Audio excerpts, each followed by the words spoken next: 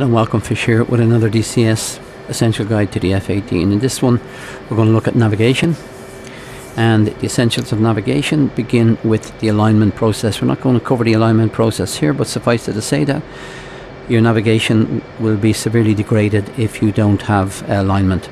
So we're assuming that we have an aligned jet, and we do have here. We can see our INS, the internal navigation system switch, is switched to the IFA mode. And your friend for navigation is the HUD and the HSI screen. And I'm going to switch the HSI screen on our left DDI here.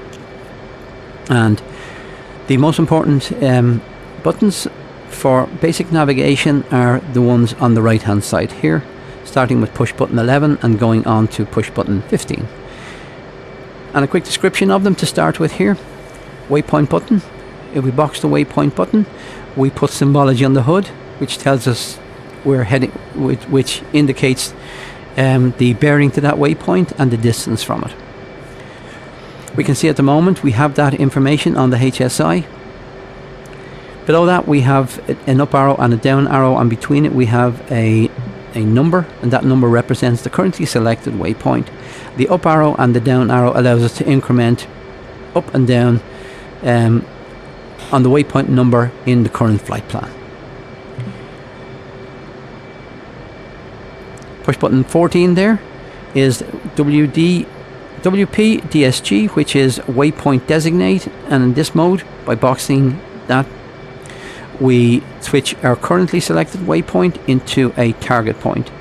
And when we do that, we get a slightly different symbology on the HUD, and we also enable that information to be available for the various sensors on our aircraft. For instance, Mavericks, our targeting pod, and even our HUD sensor. The last one on this side is called the sequence button, and if we box the sequence button in the current sequence, our flight plan is actually sequence 1. There's more than one sequence or flight plan that we can store in the computer. We only have one in this occasion. If we box it, we get a useful top-down view, God's eye view of the flight plan and the relative distances on the flight plan. Go back up and look at push button 3. It enables us to change the scale on the HSI so we can see more detail about the flight plan.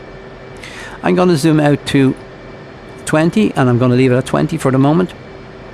And we're going to now take off and start using the various aids that come with the HSI.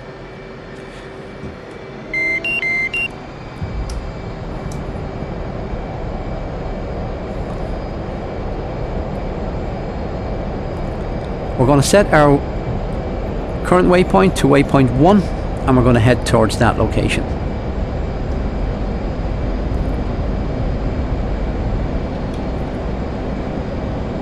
Gear and flaps up. And if we box the waypoint button, push button 11 there, you can see it's boxed. We now see we get a symbol up on the tape on the HUD. And that the chevron, the upside down V, represents our aircraft heading. So we'll call it the heading icon. And we have a command icon on the left of that, which represents the direction that we need to fly to head towards that currently selected waypoint. And we make those two symbols coincident, we are now on a heading for that waypoint.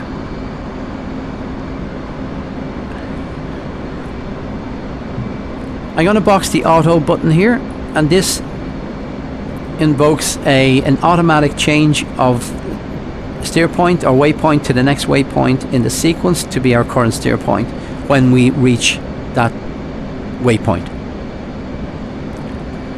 Now, this is probably less useful in the basic navigation mode and more useful where we're using autopilot, as it enables you to follow a flight plan hands off. Going to zoom out a little bit here, and we can see we're approaching our waypoint. You can see the currently selected waypoint is highlighted with a circle, and we've also got a bearing point to it or a heading marker to it on the outside of the compass. So it should jump automatically now as soon as we get close to it. And we can see now it's switched over to the next waypoint.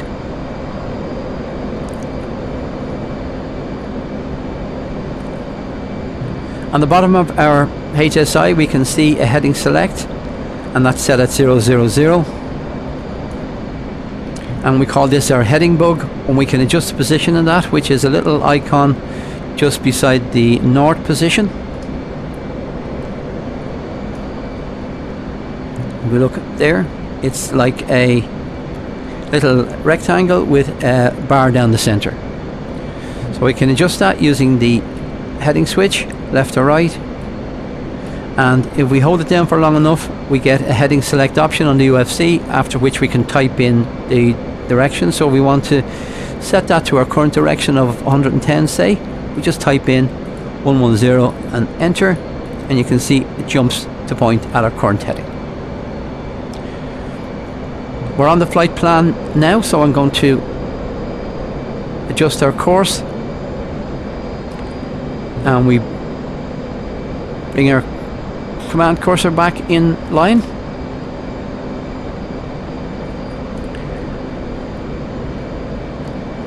And if we look at the data switch, the data button, we can see we have information about the waypoint, and we can adjust some of it.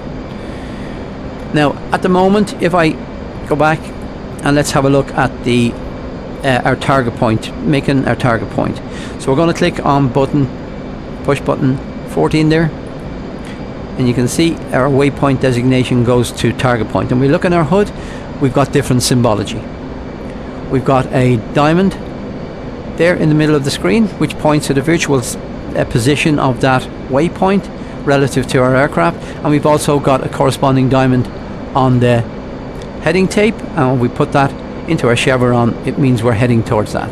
Now you can see that's up in the air, and I'm going to go to our data, and I'm going to change the elevation for that. I don't know what it is accurately, but I'm going to change it to something different because it's right up in the sky there. So I'm going to click on the UFC there, elevation, feet, and I'm going to put it to 600 feet and enter. And now go back to the HSI screen with push button 10, and switching off the target point and switching it on again, we now see that we're pointing to somewhere more realistic. Now the way to do this is to put the altitude in for all the waypoints when you're making the flight plan. I purposely left it this way so we could see how to adjust it. You can also get on the map if you have a map mode now and set it to that.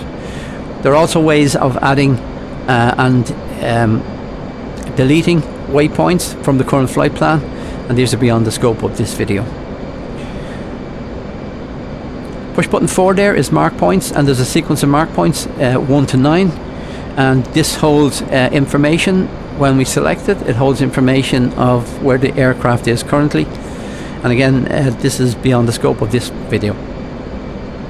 So we're heading towards steer point 2 now, and now we're going to look at the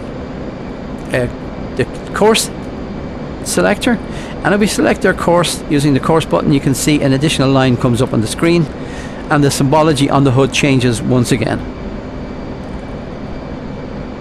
I'm going to switch off our target point now and go back to our waypoint, and I'm going to click on the course selector now,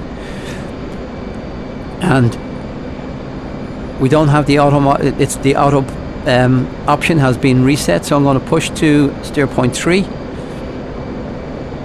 and we're going to head in that general direction.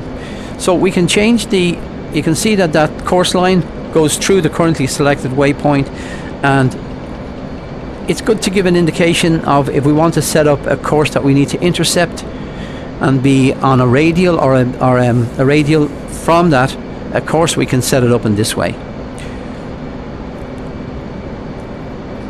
And if you notice, the setting on the HUD has changed, and I'm going to dial this back. I'm going to dial the course to be from our current position, and you can see the symbology in the center of the HUD, as it gets close to our current heading, it starts to pass through our flight path marker. So you can see and also it's pointing to the direction of the waypoint. So if you're passing through that course, it's going to be at an angle. If you're lined up with the course, it's going to be pointing north-south. If it's to the left, it means that the course is to the left and we need to be moving to the left to bring it into the center. So I'm going to do that now. And we can see that line is going to pass through the center, and it's also angled to tell us that we're passing through. And I'm going to turn back onto it now. And we're still a little bit offset from it. I'm going to zoom out a little bit more. So it's a very gentle movement now in order to get it to the center. And notice we have no symbology on the HUD anymore for the bearing to our waypoint. It's all tied into this needle. And you can see now, because we're close to the steer point, it's going to be hard to keep that in the center. So we're going to use this heading needle now to give us an approach for our landing. And I'm going to push on to steer point 4 now, and I know that the inbound heading is 270, and if we bring up the option by holding the button, bring up the option on our UFC and type in 270, we can now, and we can see the C select button there, the course select is set at 270. So what I'm going to do is going to zoom in a little bit. Also worth noting that if we have our zoom selector at 40 miles, it means that the 40 miles represents the half a circle, a radius. So it's from our aircraft to the 12 o'clock position there. So the full length of the screen represents 80 miles. So I'm going to zoom in a little bit more. And we can also see there's additional information about our waypoint and our HUD. You can see there it's 12 miles and it's waypoint 4. And this is there whether we're in heading course select mode or normal waypoint mode. So we're just going to offset a little bit to intercept that line, and then we're going to turn back onto it, and hopefully it'll give us an alignment for our landing. And this is very useful if we were if we set this to B or C. It gives us an indication of where we are relative to the course we should be on if we're landing on the carrier.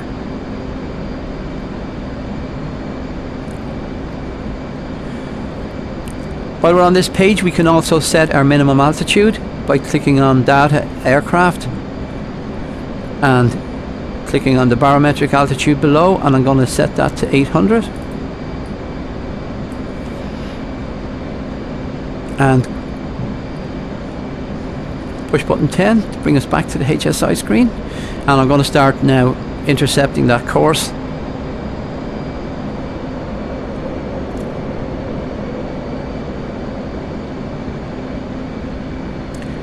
Going to pull back on our speed and start coming down in altitude. But this doesn't give a perfect alignment for our approach runway, because the navigation beacon on which the waypoint is based is probably going to be offset from the runway. It may be close to the tower, or it may be to the left or right of the runway. But it gives us a good enough alignment for us to be able to get a visual on the runway, and even if we know the location of that beacon, we can adjust or offset ourselves a little bit based on this. So we can see our needle is to the right, so we're going to continue on this heading, slightly offset from the final waypoint, and we're going to come down in altitude.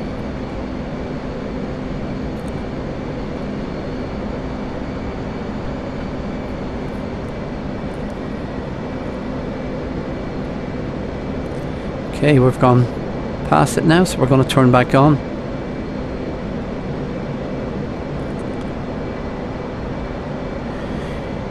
And I got now a visual on the approach runway. We can see it's to our right there. And I'm going to forget about our course navigation now, and we're going to just do a visual approach.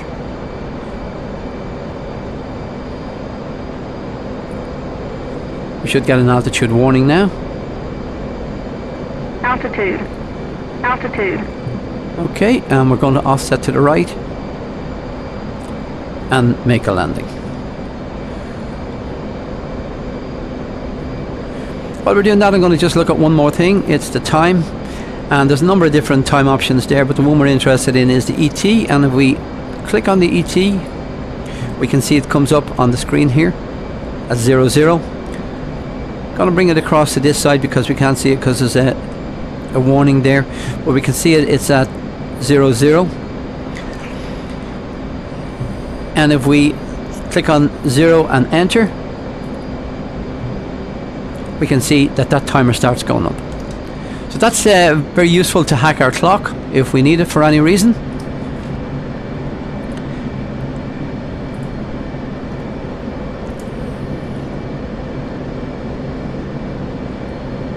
And I'm going to dirty up now for this landing.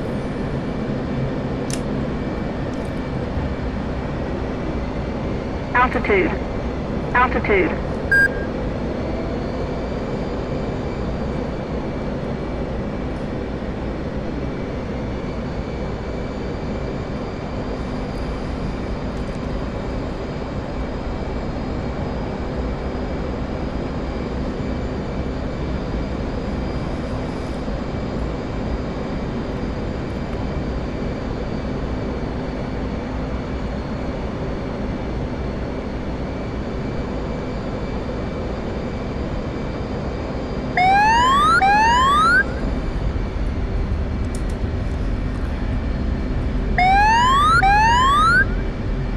And we're down.